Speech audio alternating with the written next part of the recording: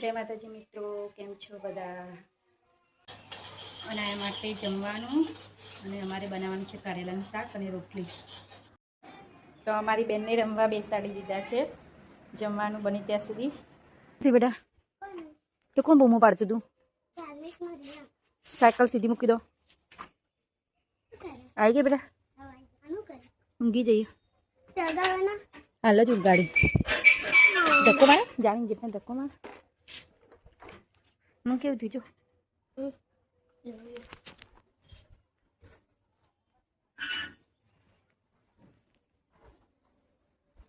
તો મિત્રો જોજો અમારા ભાઈ છે ઊંઘું સવારે કોઈ ફોન જ નહીં.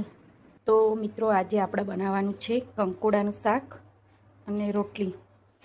કંકોડા સમા દીધા છે, લસણ મરચાં ખંડાઈ ગયા છે, કાળા મરી અને લવિંગ આપણે નાખી દઈશું. હવે હવે નાખીશું હિંગ,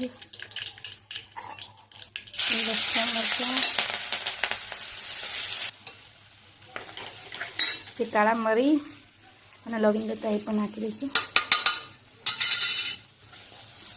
કંકોડા દઈશું, મીઠું એટલું જ. એકદમ મસ્ત તેલમાં ચડી જાય ને હળદર, મરચું, ધાણા જીરું નાખી હલાવી દેવાનું. અને મારી જેમ કોને રોજે રોજ કંકોડા ભાવે છે. એકદમ મસ્ત તૈયાર થઈ ગયું છે શાક અને બાજુમાંથી આવી ગયા છે પોતાયા.